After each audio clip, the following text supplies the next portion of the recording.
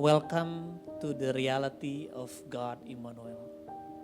Saudara, di sini kita harus memiliki konsep yang jelas tentang Tuhan. Dia Raja, kita adalah rakyat. Dia adalah Tuhan, kita umat. Dia Bapa, kita anak. Dia Tuhan, Dia pencipta, kita ciptaan. Kita gak bisa atur-atur Tuhan. Kita lahir ke dunia, kita sudah punya misi untuk hidup bagi kehendaknya. Mari kita bersatu dalam doa. Tuhan Yesus, Kau adalah Tuhan yang baik. Kau Tuhan yang memerintah di hidup kami. Kami bersyukur bahwa menyadari bahwa Tuhan hadir, membuat kami selalu meyakini diri kami bahwa hidup kami akan baik-baik saja. Karena Tuhan berkuasa, Tuhan dahsyat, Tuhan pelindung yang ajaib, Tuhan Bapa yang penuh kasih. Kau penasehat ajaib, Bapa yang kekal, Raja damai. Tuhan terima kasih Allah perkasa, kami minta Roh Kudus-Mu bekerja untuk berfirman pada kami semua, supaya kami disegarkan, dihidupkan kembali. Buat semua jemaat GB Intermark dan semua yang menyaksikan pada hari ini, berkati hati kami siap ditabur. Terima kasih Bapa. Di dalam nama Tuhan Yesus, semua yang siap sama-sama katakan amin. Amin. Shalom semua. Thank you Om Stephen, thank you Om Robert. Thank you semuanya yang hari ini menyaksikan mungkin via online. Nama saya Raditya Olowan dan ini tahun ke sekitar 14 tahun.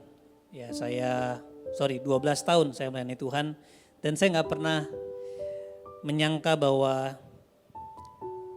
saya ada di hari ini ya, karena Tuhan begitu baik, Dia begitu nyata, Dia begitu ajaib, dan Dia benar-benar Allah yang membuat kita bebas.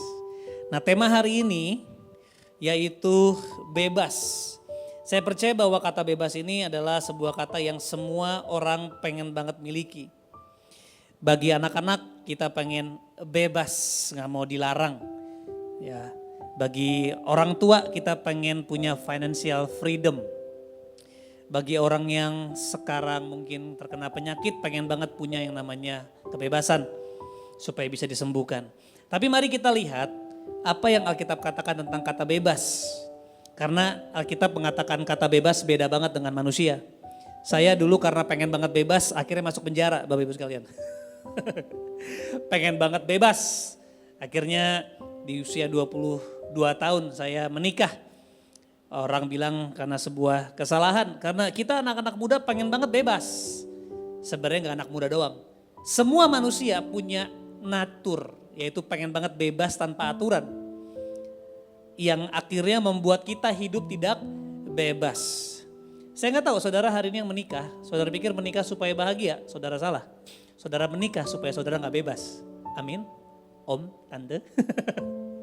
Menikah itu masuk kepada season saudara gak bisa bebas. Saudara akhirnya harus mengasihi pasangan saudara. Saudara harus menyukai apa yang tadinya saudara gak sukai.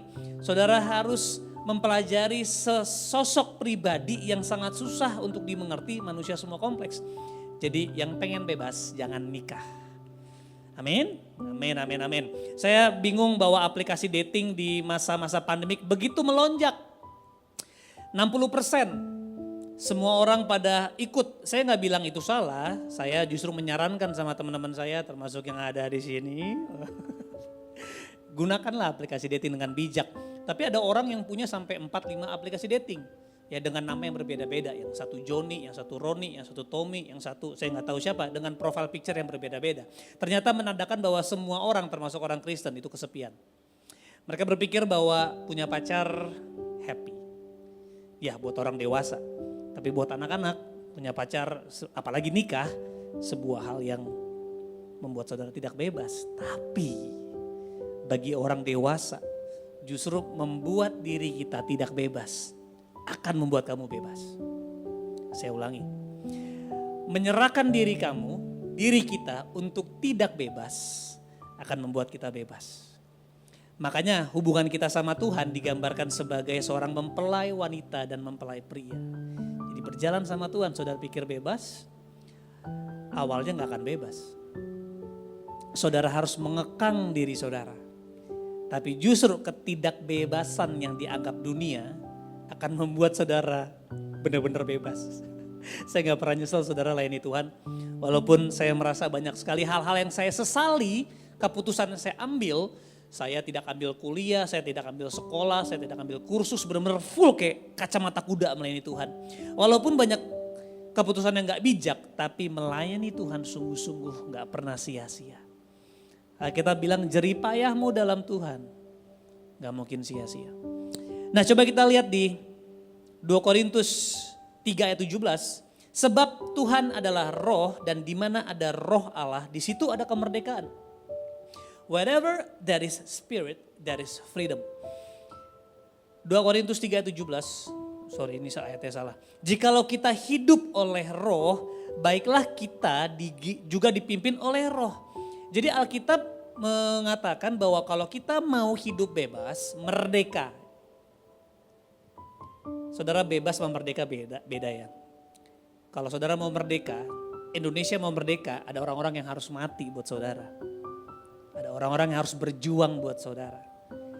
Mereka tidak bebas untuk melahirkan sebuah kebebasan. Jadi kebebasan harganya mahal. Saya ulangi, kebebasan harganya mahal.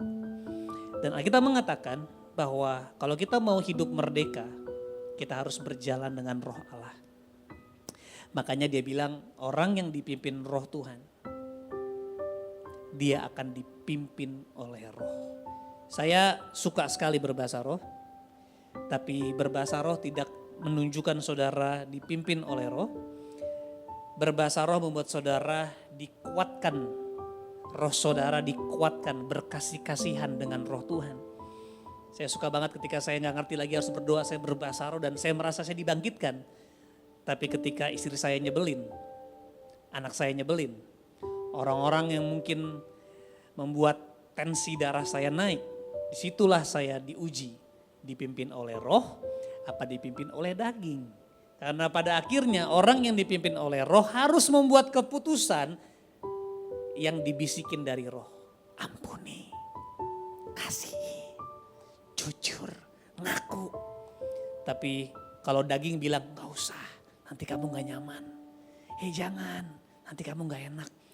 Roh Kudus selalu menuntun kita ke tempat yang namanya lembah kekelaman. Tuhan adalah gembalaku, takkan kekurangan aku. Ia membaringkan aku di jalan yang berumput hijau. Ia membimbingku ke air yang tenang. Ia menyegarkan jiwaku. Ia menuntunku ke jalan yang benar. Oleh karena namanya, di manakah jalan yang benar? Sekalipun aku berjalan dalam lembah kekelaman. Saya mau bilang sama saudara, jalan yang benar harus lewat lembah kekelaman. Katakan amin. Dekat sama Tuhan tidak menjauhkan kita dari lembah kekelaman, justru mencemplungkan saudara dalam lembah kekelaman. Nah, kita mengatakan ketika Roh Kudus hinggap kepada Yesus, Matius 4, Roh Kudus menuntun Yesus kepada apa? Padang gurun untuk ketemu iblis. Jadi saudara hidup dalam Tuhan tidak menjauhkan saudara dari iblis, salah. Mendekatkan saudara kepada iblis untuk saudara mengalahkan the power of darkness. Because you are the light of the world. Your job is not hiding in these four walls. Tugas kita keluar dari gedung untuk preaching the gospel, untuk memberitakan kebaikan dan kasih tahu sama dunia bahwa nama Tuhan itu lebih dahsyat dari segala sesuatu. Kita hari ini sedang dikungkung karena COVID-19. Bijak saudara untuk kita melakukan ibadah online ataupun kita ibadah offline dengan protokol kesehatan. Tapi nothing can stop you to preach the gospel, untuk bisa membebaskan roh Tuhan dari hidupmu dan menyentuh banyak orang. Dan hari ini saya ingin bicara tentang the God of Immanuel. Kalau kita dipimpin oleh Roh Kudus, kalau kita hidup di dalam roh, yang adalah tanda orang-orang yang akan menjadi orang merdeka, ternyata kuncinya adalah dipimpin oleh Roh. Dan saudara tahu the God of Immanuel adalah Allah beserta kita. Ini firman ini benar-benar mengubahkan saya dan ini menjadi salah satu pedoman di hidup saya. Saudara, coba kita lihat di Matius 1 ayat 23. Sesungguhnya anak darah itu akan mengandung dan melahirkan seorang anak laki-laki dan mereka akan menamakan dia Immanuel. Ya, Matius 1:23 mengatakan bahwa Yesus dinamakan Immanuel sebelum nama Yesus muncul. Yang berarti apa? Allah menyertai kita. Saudara, apa yang terpikir dari saudara ketika Allah menyertai saudara? Sukses, kaya, berhasil. Nothing wrong with that. Yusuf dipimpin oleh Tuhan dan hidupnya berhasil. Dimanapun Yusuf ada, kita bilang Allah memberkati orang-orang kafir gara-gara ada Yusuf. Ya, Potifar rumahnya diberkati bukan karena Potifar rajin berdoa, bukan karena Potifar setia sama Tuhan, bukan karena Potifar menyembah Allah Israel. Hanya gara-gara ada satu orang yang namanya Yusuf. Satu rumah diberkati. So wherever you are, if you walk with the Holy Spirit, that place will be blessed. Jangan takut orang tua saudara lagi berantakan, anak saudara lagi berantakan, pacar saudara lagi berantakan, suami istri berantakan. Stay in God. Stay in His presence. Dipimpin oleh Dia, oleh firman-Nya. Tuhan akan melakukan hal-hal ajaib melalui hidup saudara. Tapi kita lihat, apa yang terpikirkan pasti berkat. Yes, gak ada yang salah kalau ada Tuhan di hidup kita. Pasti ada berkat, tapi yang kita lupa sama seperti koin punya dua sisi. Selain ada berkat, pasti ada ujian. Saudara, kita semua gak suka yang namanya ujian kebanyakan. Kebanyakan bagi orang-orang malas yang gak pernah belajar, ujian menjadi masalah buat mereka. Aduh, ujian lagi UAS nih, UMPTN nih. Aduh, nih ada ujian sekolah. Dulu zaman saya Eptanas, ya. Aduh, ujian, tapi bagi orang-orang yang rutin belajar, ujian, yes, akhirnya saya bisa naik level. Bagi orang-orang yang gak dekat sama Tuhan, ujian rasanya yaki. Buat orang-orang yang jalan sama Tuhan, ketika ada ujian datang, Yakobus 1 ayat 2, count it all joy.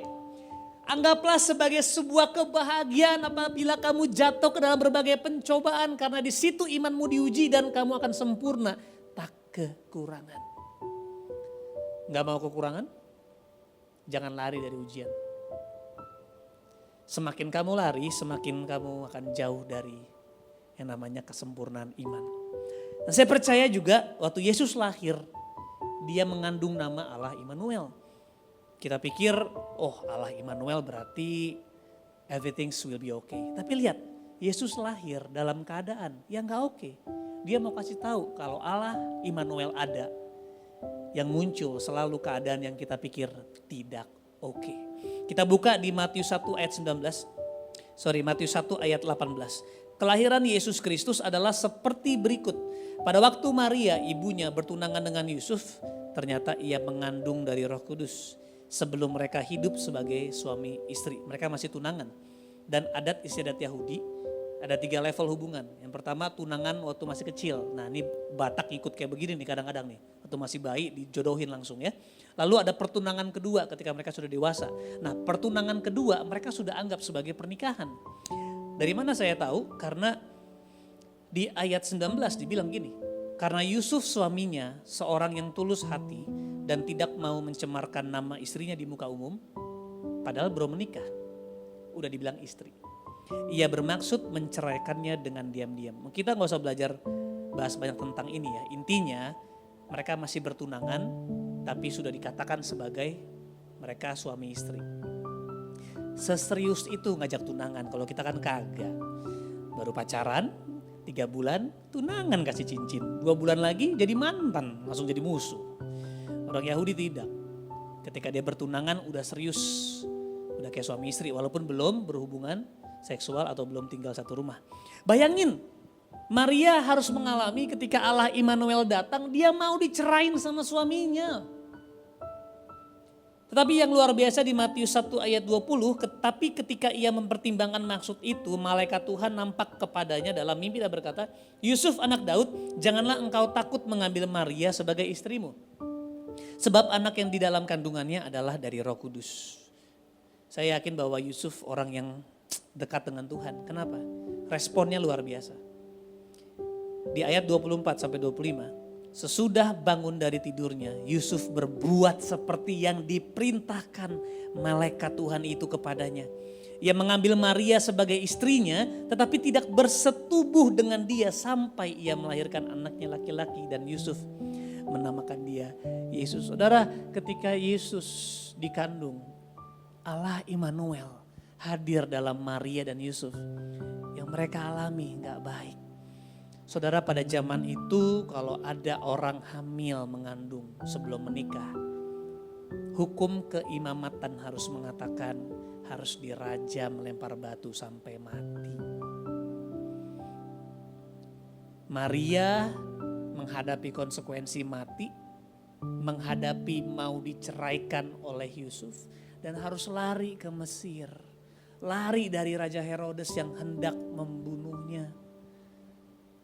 Welcome to the reality of God Immanuel. Saudara, di sini kita harus memiliki konsep yang jelas tentang Tuhan. Dia raja, kita adalah rakyat. Dia adalah Tuhan, kita umat. Dia Bapa, kita anak. Dia Tuhan, dia pencipta, kita ciptaan. Kita gak bisa atur-atur Tuhan. Kita lahir ke dunia, kita sudah punya misi untuk hidup bagi kehendaknya. Berapa banyak dari kita yang berdoa, Tuhan aku udah puasa. Aku sudah berdoa supaya Tuhan luruskan jalan-jalanku. Supaya Tuhan luruskan bisnisku. Bagus sih tidak hidup dalam dosa, gak hidup dalam perzinahan, gak hidup dalam korupsi. Tapi doanya tentang Tuhan ini agendaku, please berkati.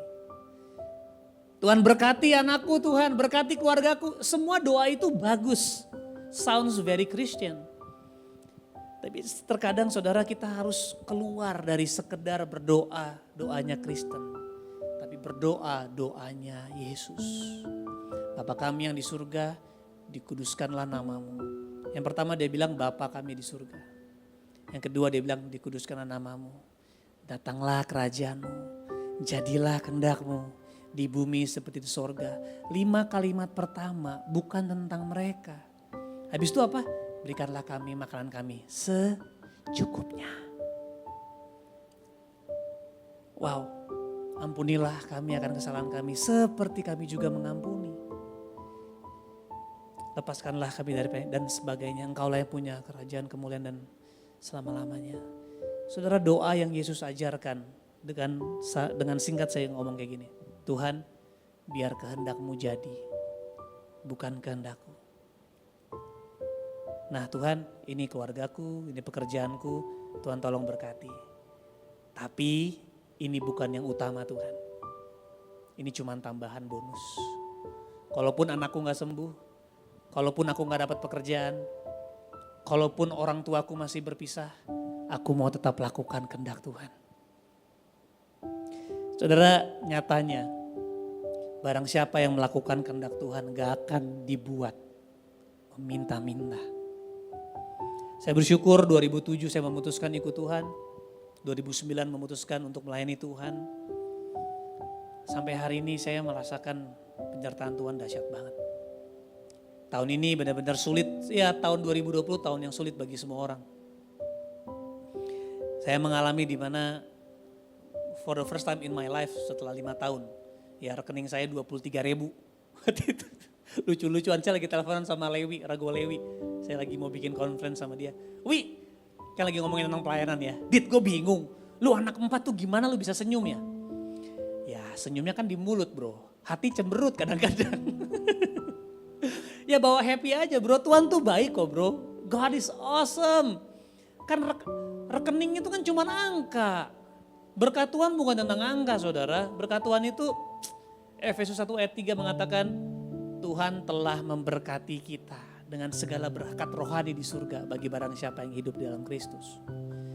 God has blessed us with every spiritual blessing that is in heaven, in Christ. Terus saya kirim fotonya. Nih bro, 23.000. Gawat bro. Tapi setelah itu saudara, Saya sama istri saya benar-benar lagi terbatas sekali. Tuhan kasih kami berkat dari anak kami. Tiba-tiba anak kami yang nomor 1 jadi brand ambassador produk susu 6 bulan, saudara bayangin. Kalah gaji saya setahun. Lalu anak kami yang nomor 3 jadi brand ambassador makeup, bayangin. Itu anak belum bisa matematika, udah bisa ngasilin duit. Puji Tuhan, praise the Lord. Tuhan gak pernah biarkan anaknya meminta-minta. Tapi Tuhan pasti izinkan anaknya, bahkan dia yang dorong masuk lembah kekelaman. Karena lembah kekelaman bagus untuk membuat hati kita diuji, saudara. Karena Tuhan tuh gak pengen kita sekedar diberkati. Bagi dia tuh kecil. Ya, orang fasik juga bisa diberkati. Ya, kita mengatakan orang benar, orang fasik semua akan mengalami hujan. Tuhan kadang-kadang gak pandang bulu. Tapi bedanya sama orang fasik. Orang fasik mungkin diberkati, mungkin karena cinta Tuhan gak terbatas. Tapi orang fasik gak bisa jadi berkat. Saudara mau diberkati apa mau jadi berkat? Kalau saudara mau sekedar diberkati, gak ada bedanya sama orang fasik. Gak ada bedanya. Tuhan bisa berkati saya waktu saya masih hidup dalam dosa. Dia berkati, saya diselamatin dari penjara, saya diselamatin. Banyak pertolongan Tuhan. Karena dia pengen menunjukkan dirinya supaya orang fasik bertobat. Tapi bagi orang benar, dia bukan lagi Tuhan berkati saya. Dia akan bilang Tuhan berkati saya supaya saya bisa jadi berkat. Saudara mau jadi jawaban atau saudara sekedar mencari jawaban? Saudara pengen diberkati atau saudara pengen jadi berkat? Saudara pengen terima mujizat atau saudara pengen jadi mujizat bagi banyak orang? Kuncinya dipimpin oleh Roh, dipimpin oleh Tuhan. And my word is spirit and there is a life. Firmanku adalah hidup. Firmanku adalah rohku dan dia hidup. Saudara, secara sederhana kalau mau dipimpin Tuhan, saudara harus hidup dipimpin dengan firman-Nya. Saya percaya bahwa penyertaan Tuhan tidak perlu dipertanyakan. Yang perlu dipertanyakan, apakah saudara mau disertai? Karena seringkali Tuhan sertai. Kan Tuhan depan ya. Tuhan kan bukan di belakang, dia di depan, dia nuntun. Ada proyek, yang kanan lebih besar, yang kiri lebih kecil. Tapi yang kanan korup, yang kiri enggak. Tuhan pilih ke kiri. Tunggu tuh, Tuhan. Kita memaksa Tuhan untuk Tuhan bilang ke kanan. Akhirnya iblis yang bilang kanan, ini suara Tuhan kita ke kanan, saudara. Jadi kita seringkali memaksa untuk Tuhan bilang ya sama kita. Sampai akhirnya Tuhan diam, iblis yang ngomong ya. But when you choose God, God will be glorified in your life. Saudara, saya mau bilang bahwa Tuhan gak pernah ingkar janji. Ini yang membuat saya gak pernah berhenti melayani Tuhan. Beberapa tahun lalu mungkin saudara sudah dengar anak saya lahir dalam keadaan gak normal. Tapi what makes us never stop serving God? Sederhana, hidup saya bukan punya saya.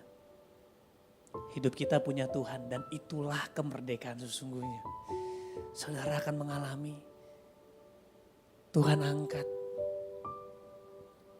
Saudara akan mengalami musuh datang, mereka jatuh. Saudara akan mengalami dibakar, saudara gak terbakar. Saudara mengalami cuma punya 5 roti 2 ikan, bisa kasih makan 5.000 orang. Saudara, ini yang saya rindu untuk semua orang-orang bisa mengalami. Tapi kuncinya adalah ikut Tuhan.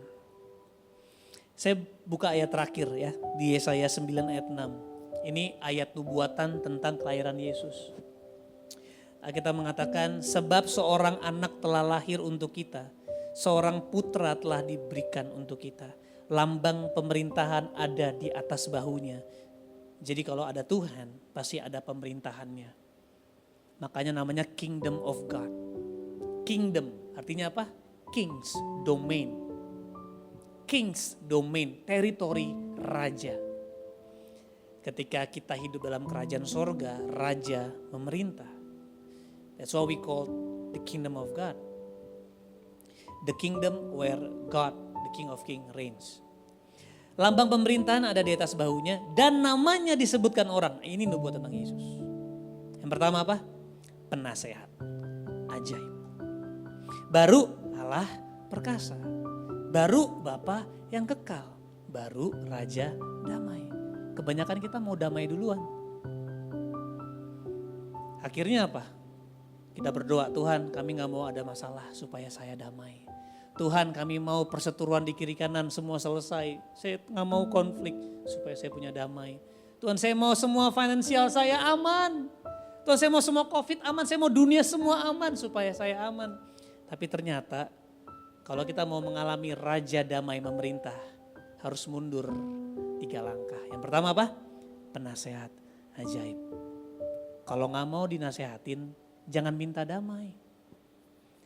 Karena damai itu adalah pemberian Tuhan. Buah dari penyertaan Tuhan. Makanya dia bilang penasehat ajaib. Ketika kita dinasehatin, kita ikut Tuhan ke lembah kekelaman, bertemu Goliat. Terus Tuhan katakan, tenang ada yang kedua, Allah perkasa. Kita akan mengalami, kita bisa mengalahkan Goliat. Di atas kertas kita harusnya kalah.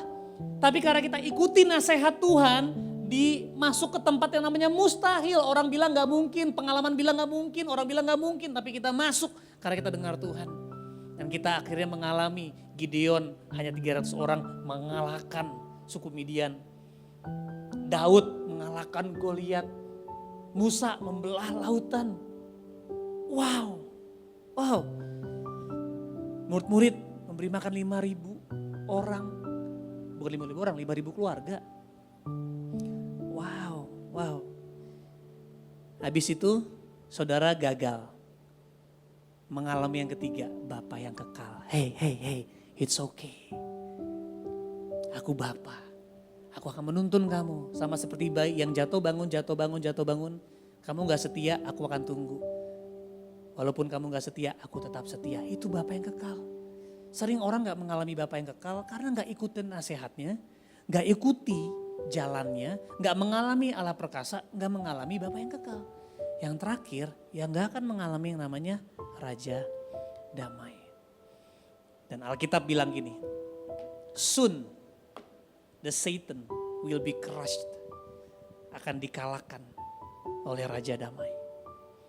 Artinya kalau saudara gak bisa punya damai, saudara gak bisa mengalahkan realitas saudara. Makanya waktu Yesus menenangkan badai, dia lagi tidur. Kenapa murid-muridnya gak bisa tenangin badai? Mereka panik. Saudara kalau ambil keputusan karena panik, saudara jadi temannya badai. Saudara akan berputar. Tapi kalau saudara dengan tenang kayak Yesus tidur, saudara cuma bangun. Semua kacau, saudara cuma bilang kacau, tenanglah. Kenapa? Karena hanya orang yang punya damai bisa menenangkan badai. Hanya orang-orang yang bisa tidur tenang di tengah kekacauan yang bisa memerintahkan badai tenang. Saya berdoa teman-teman, Bapak Ibu sekalian, kita hanya bisa tenang bukan karena gak ada masalah. Kita hanya bisa tenang bukan karena gak ada kekacauan. Tapi kita bisa tenang sederhana karena ada Allah Immanuel beserta dengan kita. So peace is not the absence of trouble. Masalah bukanlah ketiadaan masalah, ketiadaan kekurangan, ketiadaan kekacauan. Tapi damai adalah kehadiran seorang pribadi di tengah-tengah masalah, di tengah-tengah kekacauan, di tengah-tengah kekurangan. Saya berdoa hari ini supaya firman Tuhan menguatkan kita semua. Mari kita sungguh-sungguh hidup sama Tuhan. Saya kasih 3 praktikal aja, saya gak akan jelasin. Kalau saudara mau dituntun Tuhan, saudara harus ada di 3 ini. The Word of God, the presence of God, the family of God. Gak bisa hilang salah satu. Firman Tuhan artinya hidup merenungkan firman, melakukan firman. Yang kedua, hadirat Tuhan. Bicara tentang keintiman, duduk dekat, diam kakinya, cuman mendengarkan suaranya. Merasakan hadiratnya. Yang ketiga, hidup dalam komunitas lokal, dimuridkan, diajar, dan dibimbing. Tanpa ketiga hal ini, saudara belum disertai Tuhan.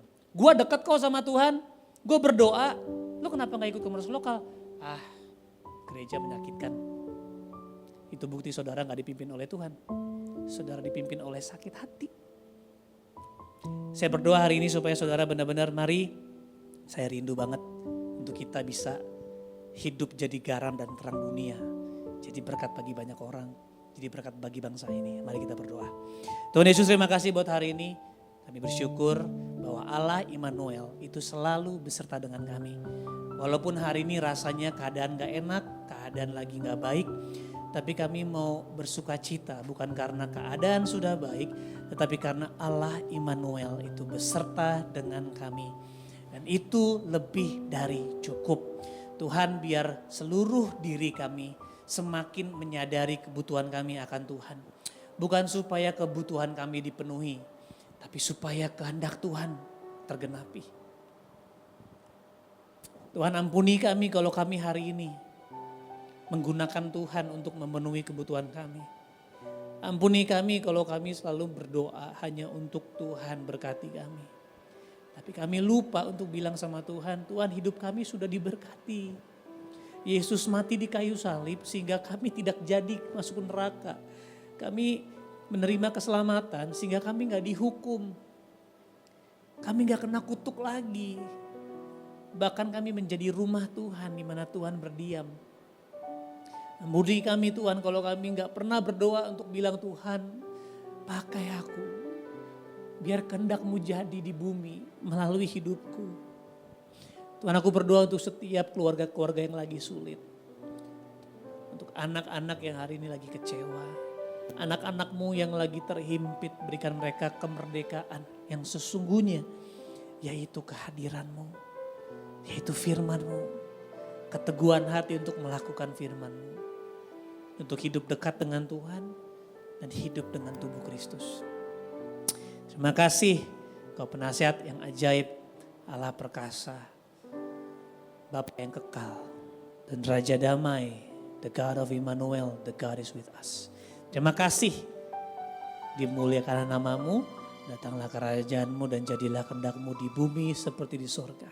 Semua yang siap disertai Tuhan, sama-sama kita katakan amin. Tuhan Yesus memberkati. God bless you.